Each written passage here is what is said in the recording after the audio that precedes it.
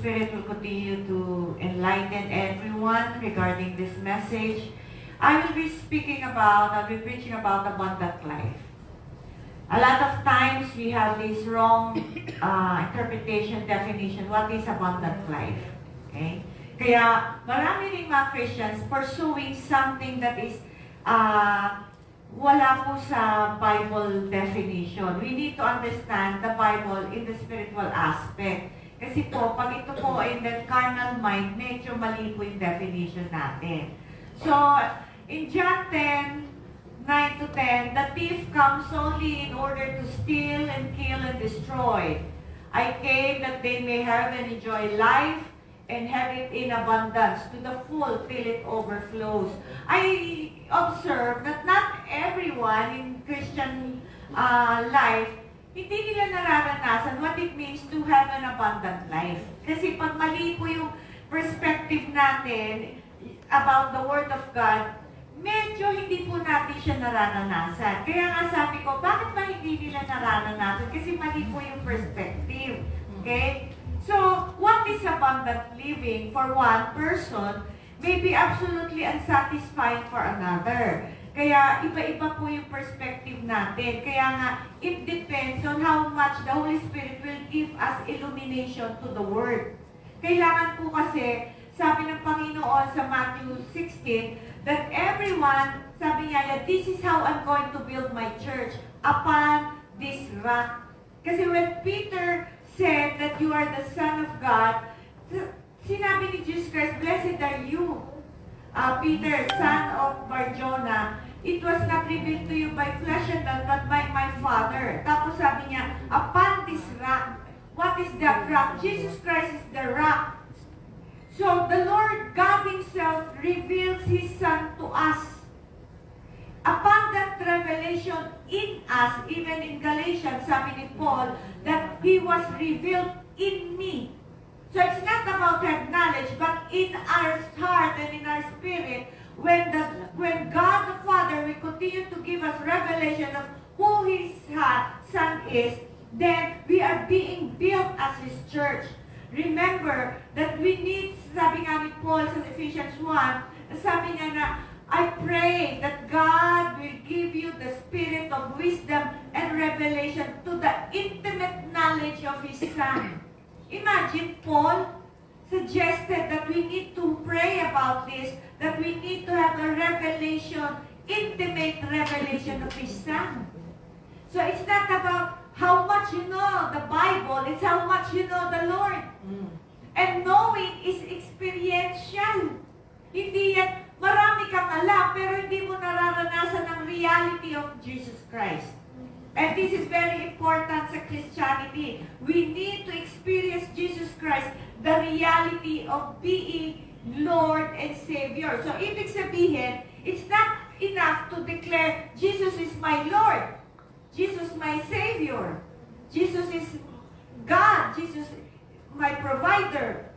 But the thing is, pag sinabi natin Jesus is Lord, how much of our life, siya po ang naghahari?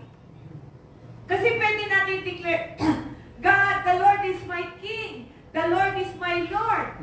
But the thing is, Jesus is my Lord and Jesus is my King. How true is that? Gaano katotoo po yun? Na siya po ba ang naghahari? Siya po ba nangunguna sa buhay natin? Siya po ba ang nagagabay sa atin sa decision making? Kasi kung wala ito, then Jesus is not your Lord. Kasi we define Lord as Savior. Like, He can provide, He will heal, He will guide. But the thing is, sabi nga niya sa Matthew 6:33, seek ye first His kingdom and His righteousness, and all these things shall be added unto us. So meaning, salisigin natin anong area ng life natin na hindi pa siya naghahari. Kasi sabi niya, seek ye first His kingdom. Saligsigin natin ang paghahari ng Diyos sa buhay natin and His righteousness, meaning, i-surrender natin, i-apply natin ang Word of God.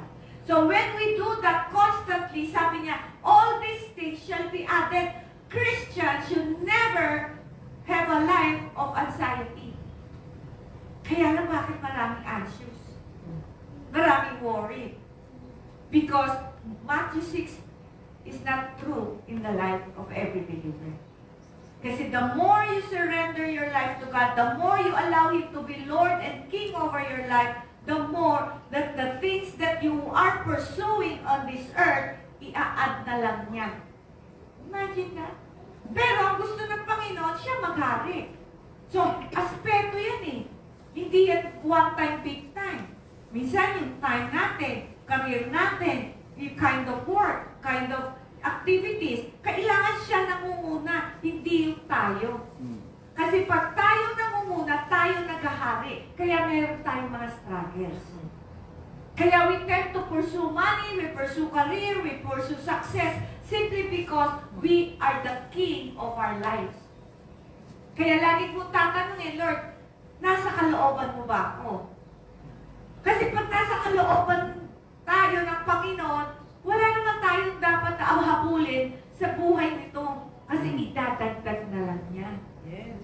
Jesus promises us a life better than we could ever envision.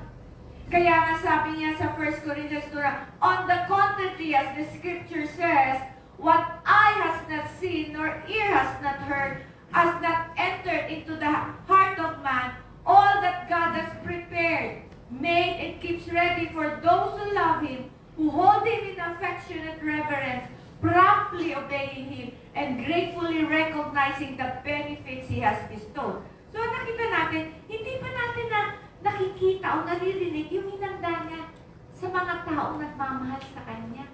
Okay? Sabi nga dito, ano bang klase? Hold Him affectionate reverence. Yung may pagre-respect and honoring Him, promptly obeying Him. Meaning, pag may narinig ka na kalooban ng Diyos, promptly sumunod ka, hindi yung patumpik-tumpik. Kasi many times, we are waiting upon God when God says, I'm waiting for you. The moment you hear the will of God, hinihintay niya tayo sumunod. Tayo naman, natural, sasabihin natin, Lord, hinihintay kita. Ano hinihintay mo? Samantala, sabi ni Lord, narinig mo na ako, umilos ka na, ako maghihintay sa iyo bago ko kumilos. Many times we are waiting on God to act on our behalf when He already said, ito gawin mo. Kaya pag sinabi niyang promptly obey, ibig sabihin, ikaw ang hari ng buhay ko, Lord, then susunod ako, then lahat ng ito dadagdag mo. The reason why many Christians are pursuing material things because they are waiting on God when simply God is waiting for us. Kaya it is important for all of us to seek His will. Dahil pag tayo nagsaliksik ng kalooban niya at sumunod tayo, wala tayo dapat alalahanin. Eh bakit marami pong mga Christians hinahabol ang mga bagay-bagay ng mundo, samantalang dapat na hinahabol natin kalooban ng Ama. Kaya marami hindi nakakaranas na abundant life kasi akala nila abundant life is about material things. Wrong. Pag ganun pa lang ang definition natin, understanding natin ang abundant life, mali na po ang foundation. Mali na rin po ang direksyon. Kasi ang foundation will determine kung paano tayo i-build. Pag mali, may crack. What is the foundation of our faith? Is our relationship with the Lord. Kung wala po tayong relationship with the Lord, marami hindi po natin siya kilala. Kaya marami, patuloy po tayo humahabol sa mga bagay-bagay na hindi naman dapat nating habulin. Kaya maraming stress, maraming anxiety. Imagine in Matthew 6, Jesus Christ, when He says something, He would always say it once, like, you must be born again. Sinasabi lang niya once. Bakit sa Matthew 6, 3 times siya sinabi, do not be anxious. Kasi gusto niyang ilagay natin sa isip natin at sa puso natin, do not be anxious. You know that worry is a sin? Anything that is a command of God pag word niya, nagsabi siya, is a command. So when we worry and we become anxious, we are sinning. Bakit? It proves of unbelief. Eh sabi niya, the just shall live by faith. Asan ang faith kung nawaworry ka? Kaya tayo maraming anxiety and worry kasi tayo ang hari ng buhay natin. Kasi every time we make a choice at pinili natin yung gusto natin, sagot natin ang consequences. Pero pag pinili natin ng Diyos, sagot niya ang consequences. So, mapanatag tayo kasi sagot niya. Eh, paano ka mapapanatag? Gusto mo yung ginagawa mo. Ano yung consequences niya? Walang kasiguruhan. Kaya doon pasok ang worry and anxiety. Pero pag siya ang nakahari, ba't ka mag-worry? Yes. Diyos yan eh, yung naglikha sa atin eh. Amen. Kaya many times, na-discover ko in my life, in my experience, the things that cause pain in our life, yung iiyak tayo, kasi ayaw natin bitawan yung gusto natin. Pero the moment binitawan mo yan, mapapansin mo, pinahirapan ko na yung sarili ko. Dapat na noon pa binitawan ko na yan. Masarap po, nasa kalooban ng Diyos, kasi sagot niya tayo. Now, sabi sa Ephesians 3:20, now to Him who is able to do immeasurably more than all we ask or imagine, according to His power that is at work within us. So, ibig sabihin, God is working in us. Okay? Kaya bago po tayo mag-imagine, mag-envision to, ang abundant life is having mansion, cars, plenty of money as abundant life, we need to step back and consider what God says compromises life. Once we determine His view of living, we will have a better grasp what kind of blessings we can expect. Kasi pag mali po ang mindset, mali ang expectation. Pag may expectations tayo, we tend to be frustrated. Kaya maraming frustrated na anak ng Diyos.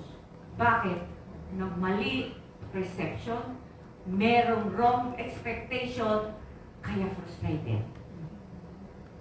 The most biblical definition of life is John 17:3.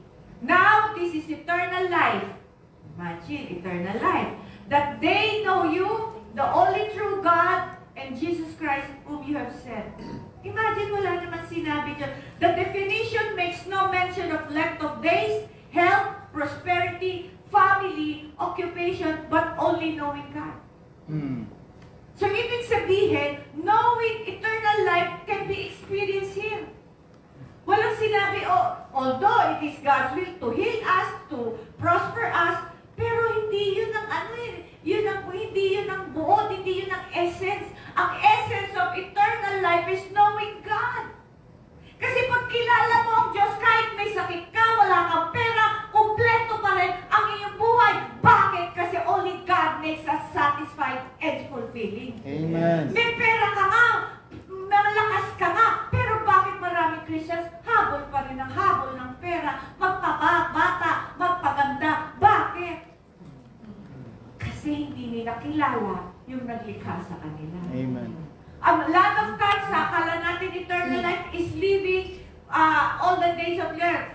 Sinasabi natin na walang katapusan. And there are people living eternity, pero in hell. So it's not just, alam mo yung eternal life is here, can be experienced knowing God. Even Jesus Christ Himself said that this is eternal life. Meaning, you can experience heaven on earth by knowing God. Kaya sabi ni Jesus Christ, Thy kingdom come, Thy will be done. Meaning, it's not for us to go to heaven, but let heaven be experienced here while on earth. Kasi yan ang magbibigay sa atin ng buhay na totoo. Kaya wala tayong dapat habulin sa mundo. Habulin lang natin ang kalooban ng Ama. Amen. Sa dapat it is important. Bakit maraming mas mariniwala sa prophecy kaysa sa will of God? Tayo, takbo ng takbo tayo. Ay, gano'n kaya prophecy sa akin? Kasi hinahanap natin yung maganda, yung gusto. Uy, ganito ministry ko, ganito buhay ko, maging successful ako. Have you ever pursued the will of God? Hinabol po ba natin ang kalooban ng Diyos? Hindi. Mas gusto pa natin, Lord, ano gagawin mo sa career ko? Ano gagawin mo sa ministry ko? Kaya mas gusto nating makinig sa tao kaysa magbabad sa salita ng Diyos. Kaya ngayon, marami ng tamad magbabad sa salita ng Diyos dahil gusto nila instant. Ano yung maririnig nila? Blessing, blessing, blessing. Marami akong kilala Christians na mayaman and yet hindi pa rin kontento sa buhay. The reason why a lot of Christians are restless. Restlessness has not really, it's a symbolic of a life that have not entered into rest. Dahil the more you grow and increase in rest of God, meaning you have grown in faith. Dahil pag ikaw may kapahingahan, may pananampalataya ka, anong mangyari, panatag ka, kasi hawak ka ng Diyos. Pero bakit hindi nakakaranas sa marami? Laging kapagod. Pagod ako physically because I've been speaking for 2 days. Ang pagod ko physical, pero my soul is very satisfied and very fulfilling. Bakit? Nandito ako sa kalooban ng Diyos. Amen. Marami ako naririnig, pagpapakasal, pastora, pagod na ako sa asawa ko, pagod na ako sa buhay ko. Bakit? Kasi nung tinanggap natin si Kristo, ang Espiritu niya ay nasa sa atin. Ang Espiritu ng Diyos, hinihila tayo papunta sa kalooban ng Ama. Tayo naman ay matigas ang kalooban natin, hinihila natin ang buhay natin papunta sa gusto natin. There is always a tension. May tension niya, kaya at the end of the day, pagod ka. Pero wala ka namang ginawa. Minsan nga, may Kristiyano, maghapon ng tulog, pagod pa din. Bakit? Kasi pinipilit niya ang gusto niya. Like, sabihin natin yung asawa ko, pagod na pagod ako. Bakit ka napapagod sa asawa mo? Kasi may gusto ka sa asawa mong mangyari sa asawa mo. Bakit di mo bitawan yan? Tanggapin mo yan. Magpakumbaba ka. Huwag mo ipilit yung gusto mo sa asawa mo. Magkakaroon ka ng kapahingahan. Gusto mo, Lord, pagod na ako. Ang dami-daming gastos. Ang konti ng kita. Bakit? Kasi may gusto ka na hindi ka na kontento. Kaya, you need to go to the roots. Bakit ganito? But sabi ni Kristo, you know when you read the word, hindi nangyayari sa buhay mo yung sinasabi ng Diyos, something is wrong with you, not the word of God. Kasi ang word of God will always help us. Pag in-apply mo yan, andyan po palagi ang kanyang kapahingahan, kapayapaan, kagalakan. Remember, I shared with you in my conference na I have a medical condition. Pero bakit I can do this? I can, sabi ng mga doktor, ganito, ganyan. Pero sabi ko, Lord, hindi. May sinabi ka sa akin eh. May pangako ka eh. Kasi, bakit ako matatakot? Nung nagka-COVID ka, daming natakot eh. Naku, sabi ko, ba't kayo natatakot? Pag namatay naman tayo, punta tayo kay Kristo, ba't kayo natatakot? Baka hindi kayo sure na safe kayo. Amen. Diba? Kaya marami, kasi po naku, test na natin. Sabi niya, kailangan nakamask ka. I'm traveling a lot. But I am not afraid. Why? I need the perfect will of God. Sagot niya ako. Amen. Kaya lang tayo maraming anxiety kasi tayo ang hawak sa buhay natin. Subukan niyo ibigay sa Kanya. Subukan niyo siya ang maghari. Subukan niyo, isuko niyo yung pinasusuko. Kita mo, mas masarap ang buhay. Yes.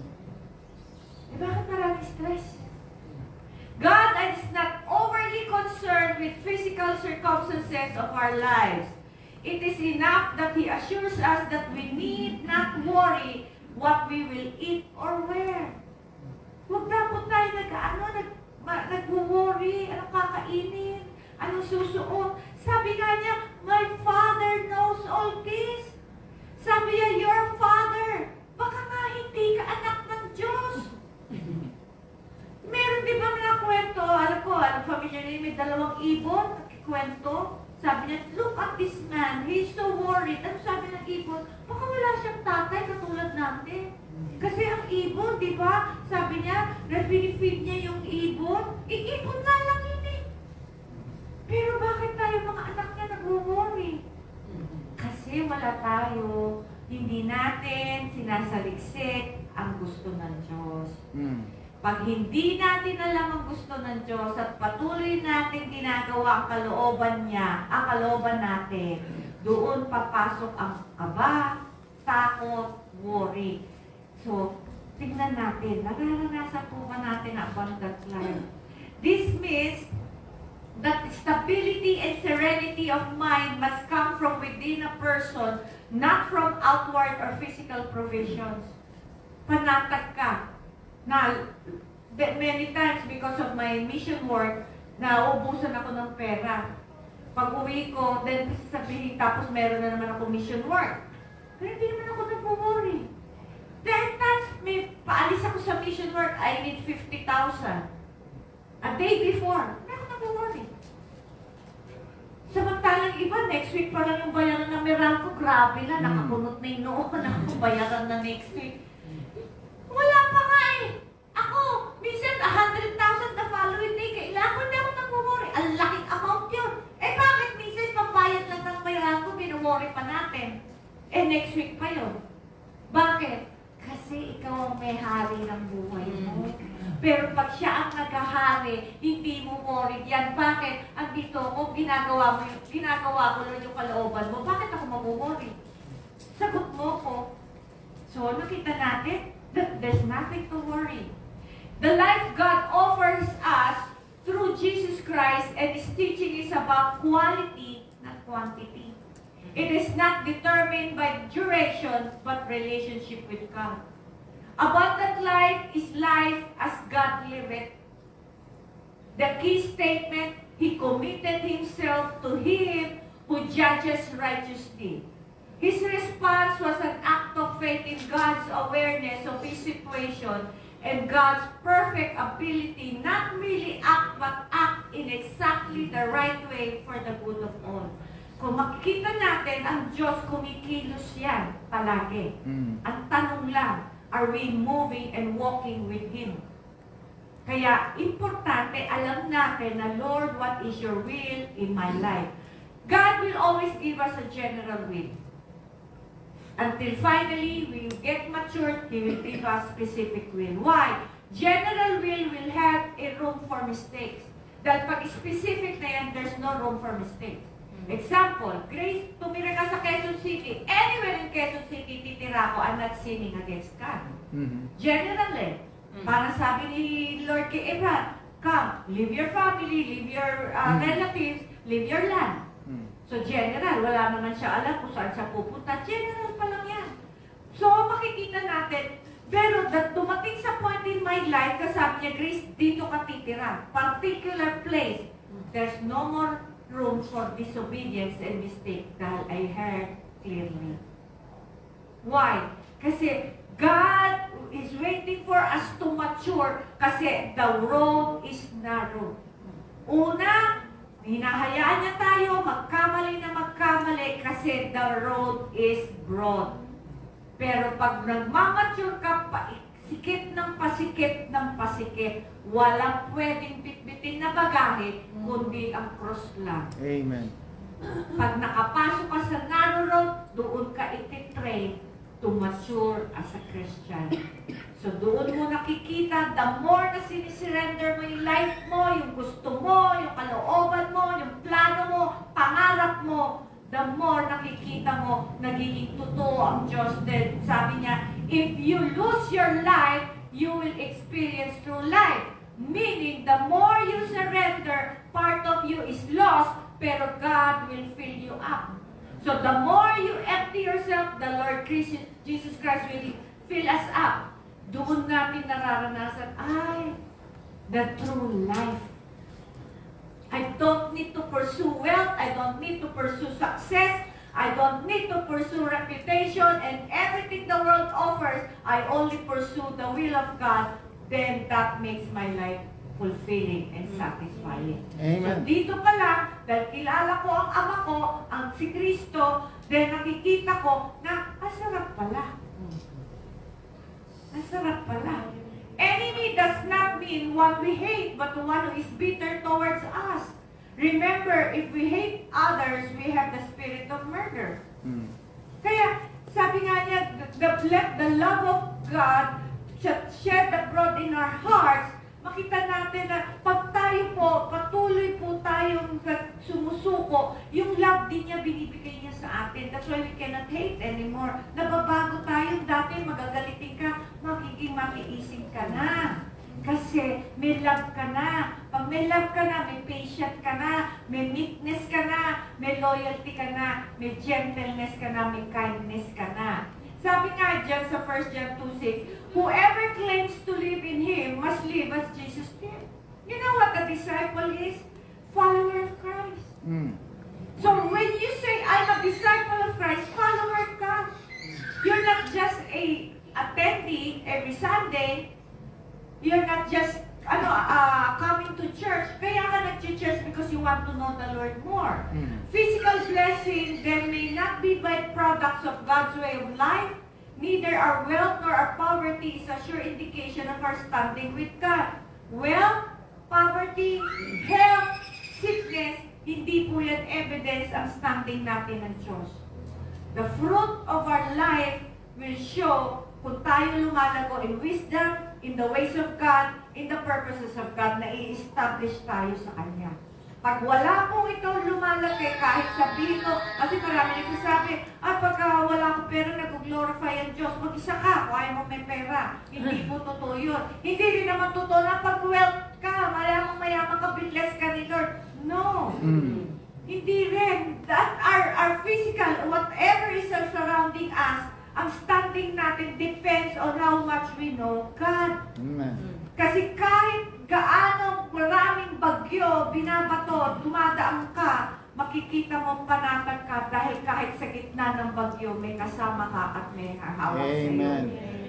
Kaya nga sabi niya sa 3 John 2, Beloved, I pray that you may prosper in all things and be in health, just as your soul prosper. So, makita natin, ang gusto ng Diyos, nagpo-prosper ang soul. Kasi pag tayo emotional, madali tayong may offend, sensitive tayo, magagalitin tayo. Ang Kristiyano, pag nagmamature, ang isang evidence is emotionally stable. Hindi madaling masaktan, hindi madaling ma-offend, hindi madaling mahila. Dahil pa hindi tayo emotionally stable, madali po tayong madiktahan ng emosyon natin. Kaya sabi niya, let your soul be prosper. Our mind. Saan nagmumula ang worry? Sa kakaisip. Kaya nga, di ba naalala natin sa Philippians 4 ba yun? Sabi niya, do not be anxious about anything. Sabi niya doon. But by everything, present your request to God. Amen. Tapos sabi pa niya na, and the peace of God that surpasses all understanding will guard our hearts and our minds in Christ Jesus. Okay? Meron ba sinabi doon na when you present your request at may sinabi pa sa scripture, and God will answer your prayer? Hindi. Ano sabi niya? Then the peace of God. Ano ibig sabihin nun? Pag pinresent na natin yung ating concern, ang ikapapalit ni Lord doon, peace. Bakit peace? Bakit hindi sinabi, and God will answer your prayer? Ibig sabihin, pag binigyan tayo ng peace, sagot na niya yan. Amen. Huwag mo nang i-analyze paano niya sasagutin. Kaya may sinunod niya doon, whatever is true, whatever is noble, whatever is pure. Bakit? Lord, anong connection nito? Kasi madalas, pag tayo nagpipray, pinipresent natin kay Lord yan. Sinisurrender natin yan kay Lord. Tama? Okay. Nasabi niya, ito na yung peace ko, anak. Maraming Kristiyano, pagkatapos niya i-present, iisipin na naman. So, pag inisip mo, binabawi mo sa kamay ni Lord yung binigay mo sa Kanya. Kaya sabi niya, whatever is true, whatever is pure, whatever is noble, think of these such things. Bakit? Huwag mo nang isipin yung problema mo. Nasa kamay na ng Diyos yun. Bakit pagtapos ng prayer, naku, paano kaya? Kaya sasabihin kaya, gagawin kaya ni Lord? Parang sinabi mo, Lord, pinireset ko, pero babawiin ko rin. Ako muna magsusolve. Kaya madalas, hindi tayo nakakatanggap ng kasagutan sa panalangin natin dahil yung binigay natin, binawi natin. Kaya ang dami maghapon, hindi pa nangyayari, yung kinakatakutan mo, ang dami mo ng imagination na hindi naman mangyayari. Okay? Kaya nga sabi niya, the soul prosper. Kasi makita mo kahit bakit maraming tao na maraming pera, pero bakit worried pa rin? Nag-worry siya, baka mabawasan ng pera. Kaya mga tao ngayon, pagka may mga kamag-anak silang lumalapit sa kanila at alam ng kamag-anak nila sila ay may pera, ang laging bukang bibig, ay wala akong pera. Kasi takot silang mahingian. Kaya kasasabi nila na wala silang pera, kung dumating sa pagtanda, wala ka silang pera. Mayaman na yung Kristiyano daw, nagsisimba, pero walang ibibig, walang pera, pero maraming pera. Bakit? Ngunit baka mabawasan. So, it's not the outside that gives you peace, it's what's inside. Kahit wala kang pera, mapanatag ka bakit? Sagot ako ni Lord Amen. Siya'y lumikha sa akin bakit ko worry? You see? I have no greater joy than to hear that my children walk in truth. The Lord wants to allow us to walk in truth in the light. God desires that we prosper in all things and be in health, that we live like royalty. Hindi yan royalty, hindi yan pleasure. Just need. Marami nagsasabi, Pastora, alam mo, bakit pray kami ng pray, hindi mabigay yung gusto namin.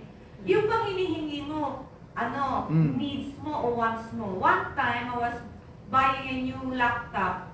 Siyempre, pag bumibili ka niyan, yung mga salesman, lagi sabi, ma'am, baka gusto mo itong bagong cellphone. Pero may approval ako bumili ng laptop. Siyempre sabi ko, ganda niya na. Sabi niya, ma'am, ganyan. Sabi naman na anak ko, mama, kaya mo yan. Biglang tinanong ni Lord, Grace, do you need a new cellphone o do you want a new cellphone? Pinag-isip-isip ko, what lang pala. Sige na, wag na. But when the time comes I need a new cellphone, siya na mismo nagsabi, go get one. You see, hindi naman malupit ang ama natin, hindi naman kuripot. Tinuturuan lang tayo mag-manage. Kasi He wants us to be a good steward. Para when we are good stewards, He can entrust more. Pero kung mismanage tayo, hindi tayo good stewards, ano sabi ni Lord, I cannot entrust you with more. Kaya sabi rin niya sa 2 Peter 3:18, but grow in the grace and the knowledge of our Lord Jesus. Imagine, in the New Testament, lagi, grow in the knowledge. Kailangan kilalanin natin. Kaya nga, Christian life revolves around growing in the grace and the knowledge of our Lord Jesus Christ. The Old Testament believers and saints do not call God as Father. Never. But in the New Covenant, Christian believers call their God as Father. Because we have a relationship. That is what Jesus Christ wants in us. He reconciled us to Him. Ang mali po kasi sa Christianity, we try to convert people to another religion, which is wrong. We reconcile people to God. Kasi when Adam and Eve sinned, the source of life was cut off. Doon nag-umpisa ang sumpa. Now that we are reconciled, we can now receive life and light in us. So, ang nagpo-prosper dapat ang soul, not the physical. Kasi Paul was sick when he was being used by God. Sabi nga niya, my grace is sufficient. So saan nararanasan ng grace? It is in our hearts, in our soul, in our mind. So when we experience the grace, the peace, makikita mo, nagpo-prosper ang soul, even in the midst of what mga circumstances mo outside is full of storm. You are in the midst of storm, and yet you are strong, you are brave, you are full of faith. Why? Because inside you are strong. Kaya nga sabi niya, you might be strengthened with all power according to His glorious might. Bakit lagi ang prayer ni Paul that you have an inner strength? Because that's what we need in the last days. Kaya nga, importante, matibay ang Kristiyano in the inner man, not the outside. This means that abundant life is a process of learning. Natututo po tayo, practicing. Hindi enough na natuto, kailangan i-apply. Kaya nga like sinasabi, it's enough na ma-realize mo, you need to act. Maturing, nagmamature tayo, kasama sa pagmamature, failing, pumapalpak, nadadapa. Huwag tayong matakot madapa, huwag tayo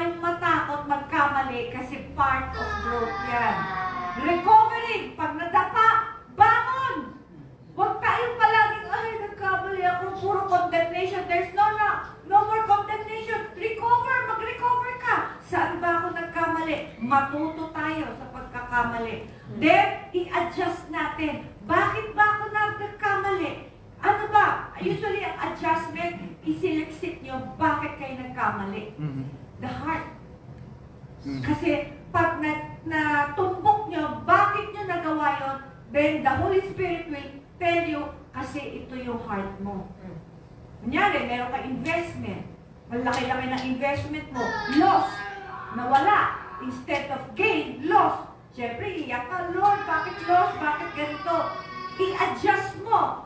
Alamin mo kung ano yung, bakit, anong motibo mo? Ba't ka nag-invest? So, makita natin that we continue to adjust. Mali pala yung motibo ko. You know, in Christianity, the bottom line in Christianity is motive. Then, pag na-adjust mo na, ang susunod yan, endure. Magtyaga, magtiis. Hanggat hindi mo makamtan yung pinasabi ng Diyos sa'yo, magtiis, magtyaga. Dahil may inaayos sa puso natin. And then, overcome all adversities, temptation, trials, i-overcome yan. That is part of growth. Kaya nga, di ba sabi ni sa word, set your mind on things above, Amen. not on earthly things. Kaya nga, tayo, naturally oriented tayo sa material things. Pero as Christians, our perspective must change. Baguhin po natin. Kasi di ba sabi ni Solomon, vanity of vanities. Vanity of vanities. All is vanity. Imagine ang pinakamayamang wisest man and still sabi niya, vanity of vanity. What profit has a man from all his labor in which he toils under the sun? So, ano ibig sabihin, under the sun is vanity and vanities. Life cannot be lived under the sun. If all you see is under the sun, then you will never understand what is life all about. You need the perspective of God outside these limits, space and time. It's only when you see life under heaven that you understand the meaning of life. Not under the sun, but under heaven. What does it mean? Look for your purpose, ba't ka pinanganak? Kasi pag yun ang perspective mo in life, you will pursue God instead of the world. Limited perspective leads you to have negative outlook in life. Kaya pag namumuhay ka sa mundo, pag nakita mo yung lagay ng mundo, nagtataasan ng bilihin, nag-worry ka. Bakit? You're living under the sun. But when you're living under heaven, meaning you're living in the purposes of God, ibig sabihin, kahit magkagulo ang mundo, you're secured. Bakit? Because you are living under heaven, not under the sun. Are you getting me? Yes. Okay. At kaya, di ba sabi niya, in all things, there is a time for everything. Our time is in His hands.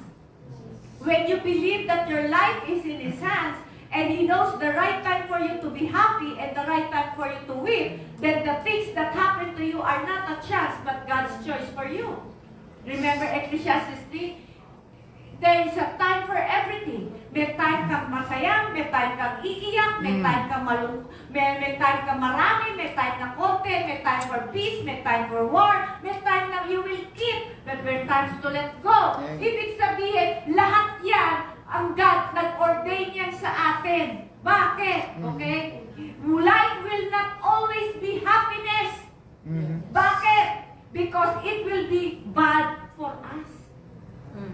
If the feelings will be on the same level, we will not have any feelings. Remember, pag palagi tayong masaya, one day, magmamanhid tayo. Wala na tayong nararamdaman. Bakit? Kasi puro masaya. Kaya pain is a gift. Tignan mo ang mga leprosy. Kinakain na sila ng daga, hindi nila nararamdaman na dapat nasasaktan na sila. Wala lang silang pain. Bakit? May leprosy. Kaya nga sabi, pain is a gift. Dahil pag may pain, na-awaken tayo, may mali. Kaya si Lord sabi niya, in all things there is a time. Pasasayahin kita, pero may time of weeping. Para Amen. to balance us as human. Amen. Kaya pain is a gift. We will not have any feelings. That is why there are lows and highs, so we will have a normal feeling. Alam natin may feelings tayo. Alam ng Diyos. Kasi minsan may nagtanong sa akin, bakit po nasunod-sunod yung namatay, di pa ako nakaka-recover, ba't ganun? Sabi ko, all I can say, time is in His hands. Amen. Bakit hindi malamang ako naka-recover, namatay agad yung father ko, kamamatay doon ng mother ko, only God knows. Yes. But He allows that, let it be. Work, if all things work. Sabi ng Panginoon, all things work for our good. Amen. If it's for our good, then it is for our good. We just need to have faith. When my son died, sabi nila, paano naging mabuti to, Pastora? Sabi ko, I may not understand, pero sabi ng word, all things work for my good. Kung ikakabuti ko to, hindi ko maintindihan, then God knows ang ginagawa niya. You know how I always been strengthened in times of darkness? Pag nahihirapan ako, nasasaktan ako sa buhay ko, ang palaging nasa isip ko, alam ko, ginagawa mo. Alam mo. I know, you know what you're doing. Amen. Yun lang. Hindi ko kailangan maintindihan lahat. Pero one thing, sabi ko, Lord, many times you do not make sense. Yes. I mean, and given all, pero nangyayari sa akin to. Pero one thing, I can guarantee you, mga kapatid, He makes my life fulfilling and satisfying. So, who am I to question? Right? Amen. Kasi maraming Kristiyano hindi fulfilling ang buhay eh. Pero masarap ang buhay nila. Kasi physically, materially. Pero marami silang hinahanap, marami silang takot, marami. Bakit ako kakaiba? I may not have all this, but fulfilled ako. Amen. Because that is what abundant life is. God decides the right time for us to go through a particular experience because our time is in His hands. It is the right thing to happen. He can change His plans because God interacts with our attitude with Him. If we repent, He repents. Life is long enough to live out God's purpose, but too short to waste a moment. Kaya ang Diyos nag-respond niyan, interacts according to how we respond or react to every circumstances. Pag react ka ng reactive bitterness in offense, then hindi siya titigil hanggat mag-release ka ng forgiveness. Sino nahihirapan tayo? Pero the moment we respond in forgiveness, pag nasasaktan tayo sa mga tao, then He gives more grace. And God gives grace to the humble. And once your life is full of grace, then life becomes easy because ang grace parang langis yan. Nagiging madali. Bakit mas maraming nahihirapan? Kasi ayaw natin magpasakop sa Diyos because we're too proud to believe kaya natin ang buhay natin. Kaya nga sabi ko po palagi, life is long enough to live out God's purpose but too short to waste a moment. Mahabang panahon ang binigay sa atin para maipamuhay natin ang layunin natin, pero napakaikli para aksayahin sa mga non-essential. Yung bitterness, yung away, yung tampuhan, wala dapat yan. Bakit? You're wasting time. Amen. Kaya sa mga family, makita mo, nagkakabati pag sa may lamay. Sa wedding, minsan hindi pa nagpapansinan. Imagine at the end of the night, magkakabati rin kayo, inaksayan niyo pa. Tapos sasabihin mo, hindi mo in-enjoy ang buhay mo, isagot mo yan eh. Dapat ang dali na lang natin magpatawad eh. Di ba sabi ng Panginoon, blessed are those who are merciful, for they will receive mercy. The degree that we need God's mercy is the degree that we have to release mercy. Who are we to withhold mercy? Ay, wala tayong karapatan. The The whole duty of man is fear God and seek His purpose. Doon pa lang, simplify natin. Matakot tayo at saliksikin natin ang layunin ng Diyos. People who fear a lot of things live in anxiety, but those who fear God will not fear anything. Being clever can make more money, but being wise make the most of life. Why fear God? Because we will account everything before Him. Those who serve God knows that our labor in the Lord will never be in vain. Amen. You only have one life to live. Make the most in life. Majority does not bother to us. They just keep going around life. Why keep going when there's no reason to keep going? A life should not be a life of circle. Maraming ganito. Ano yung life of circle? Gigising, will do their thing, routine, matutulog, paulit-ulit. Walang. A Christian, a fulfilled and mature Christian is a life of straight line. Ano yung sabihin ng straight line? You always have a goal. Yes. Kaya ang goal mo, hanggat di mo na-achieve, you're excited. Lord, may promise ka, meron kang sinabi. Kaya sabi niya, I will take hold. Press on to take hold while you have taken hold of me. Bakit mo ako pinili? Bakit mo ako inangkin? Meron akong inaasahan. Ang walang inaasahan, yun nagpupumilit sa kalooban niya. Pero pag gusto mo ang kalooban ng Diyos, exciting. Yes. Kasi minsan, sosopresahin ka na lang yan eh. Wow! Hindi ko alam yun na. Diba? So makita natin, bakit? Eh kasi straight line, may goal ka. What is the goal? To be more like Christ. Amen. To be more like Christ is the goal. Kaya, it's a life of circle. Araw-araw is a lesson learned. Araw-araw may natutunan ka. Araw-araw may bago. Araw-araw you discover who you are. You discover who God is. Araw-araw is a straight line, not a circle na parang ikot-ikot lang. Pag tutulog ka na lang, ano nangyari? Wala. Pero when you learn every day, Lord, ang galing mo. Ang galing ng tinuro mo, Lord. Ang galing. Pinagpakilala. Ang galing ng ginawa mo, Lord. Small things matter to you. Eh, yung mga, yung circle ng life, maliliit, hindi napapansin. Kaya nangyayari, ungrateful. Pero pag ikaw straight line ka, small things napapansin mo, you become contented because it comes from a grateful heart. Kaya, pag merong lumaki, mas masaya ka. Eh, yung mga circle, malami nang binibigay si Lord, hindi pa rin nakikita, hindi pa rin nagpapasalamat. Dahil, ang gusto lang niya, yung gusto niya. Kaya, a grateful heart, a contented life starts from a grateful heart. And backsliding starts for being ungrateful. We can know something of the joy of holiness and the hatred of sin. God wants us to experience love, joy, peace that surpasses all understanding. At the time of our full redemption, God will wipe away every tears and our joy will be unmeasured and unmixed. Amen. What is the real success?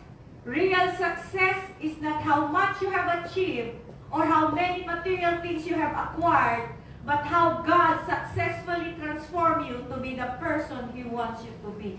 That is abundant life because you're experiencing true success in the eyes of God. Yes.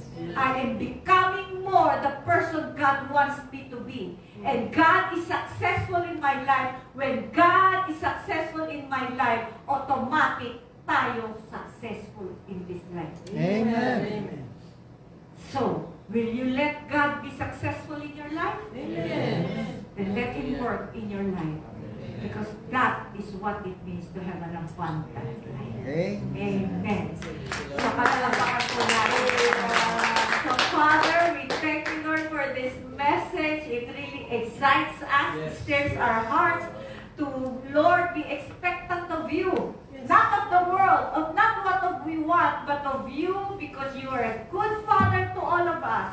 And we pray, Lord, that we continue, Lord, to give you that success to allow you to be king, Lord, at mamuna sa amin. Sabi mo, the Lord is my shepherd, I shall not lack. Lord, as long as you are our shepherd, wala kaming problema sa provision. Walang magkukulang kasi hinahaya ka namin mamuna sa buhay namin.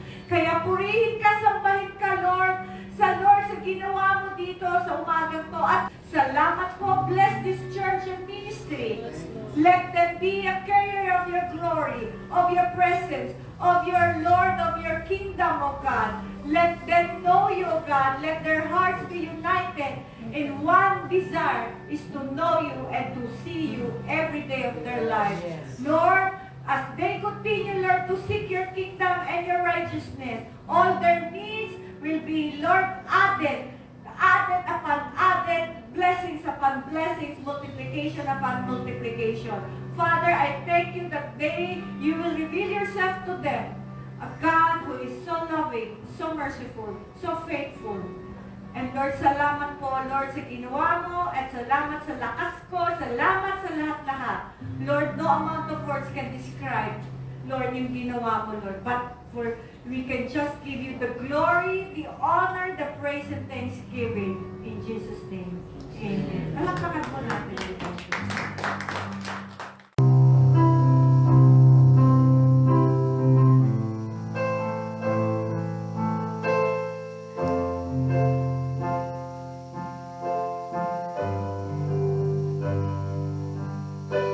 Ikaw lang ang pag-asa ko, tanging ikaw ang buhay ko, Jesus.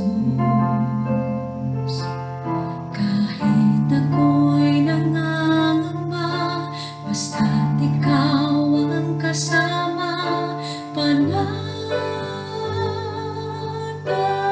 na.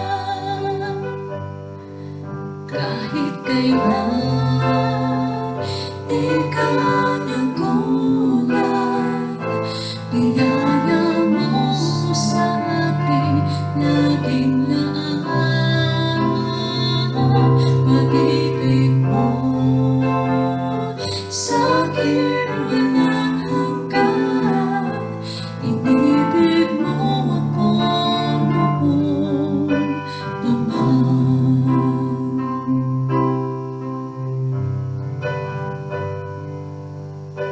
Kaya't ika'y sasambahin.